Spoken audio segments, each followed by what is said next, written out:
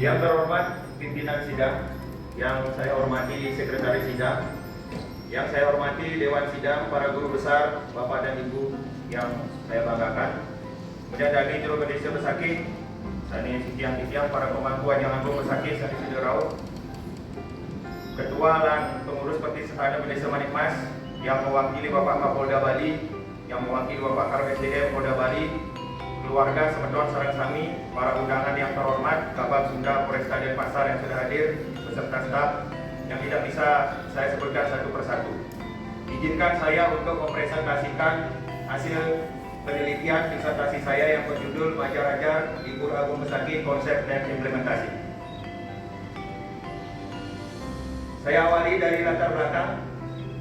Bapak Ibu yang saya hormati, tentu kita mengetahui di saat kita berupacara di Pura Agung Besakih, khususnya terkait tentang upacara Majar-Ajar, banyak varian yang kita saksikan. Ada yang Majar-Ajar hanya dari dalam puri kemudian ke pedalaman dan penataran, ada yang dari dalam puri kemudian ngubang pamit, ada juga yang 21 kompleks pura yang ditangkili pada saat upacara Majar-Ajar.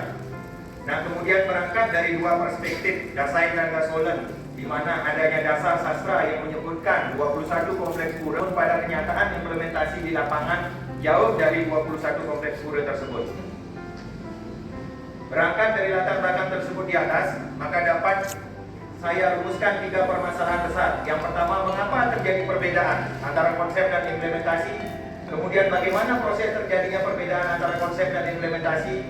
Dan yang ketiga, bagaimana implikasi terjadinya perbedaan dan implementasi Majar-Ajar yang dilakukan umat Hindu di Pura Agung Besakih terkait dengan kehidupan sosial, kemudian budaya, serta keagamaan masyarakat.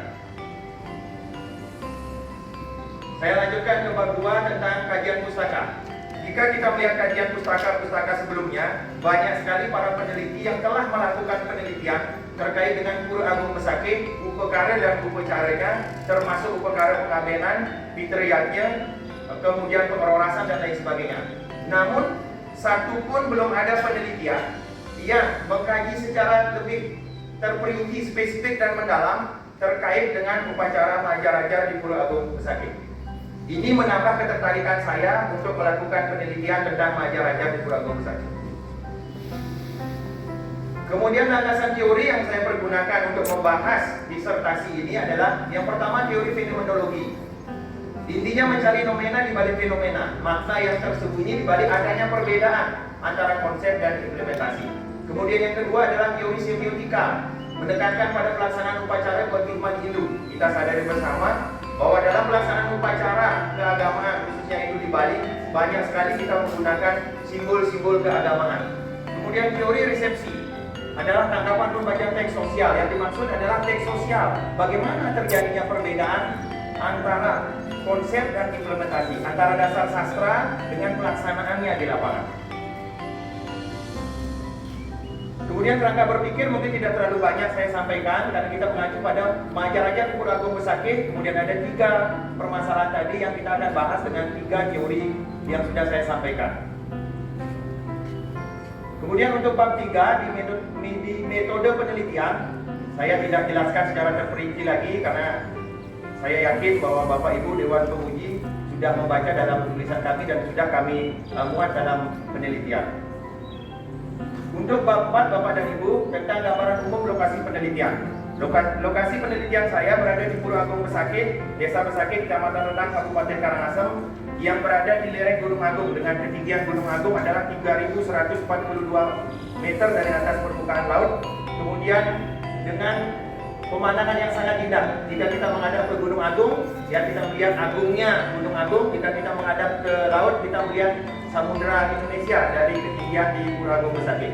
Kemudian sesuai dengan sejarah Pura Agung Besakih, sesuai dengan Markandeya Purana pada tahun 111 Saka atau disebut Sasi Wat Sasi Saka, maka Empu Markandeya datang ke Besakih untuk kali kedua dan berhasil menanam Pancadatu di kompleks Pura Agung Besakih yang sekarang disebut dengan Basuki atau Wasukian.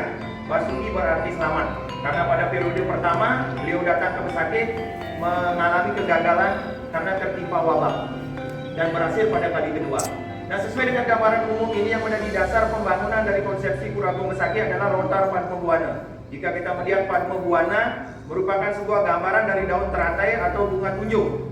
Jika dimekarkan dengan 21 helai daunnya, maka kita akan ketemu dengan 21 kompleks pura yang ada di Pura Agung Pesakit, yang menurut Lontar Padma Buana ini semestinya ditangkili pada saat upacara Majaraja. Pura ini terdiri dari Pura Dalam Puri, Pura Gigi Gonggang, Pura Manik Mas, Pura Bangun Sakti, Pura Gua Raja, Pura Dalam Penangsaran, kemudian Catur Loka Pala yang terdiri dari Pura Gelap, kemudian Pura Kiloling Kertot, Pura Kulkul, Pura Batu Madat, dan Penataran Agung sebagai inti. Kemudian ada Pura Banu Gawan, ada Pura Kerajaan Kanginan, ada Pura Jenggala atau Yang Aluk, kemudian ada Pura Basukian, kemudian ada 4 Pura Catur Lawa terdiri dari Catur Lawa Ratu Pandey, Ratu Pasar, Ratu Dukuh, dan Ratu Penyarikan.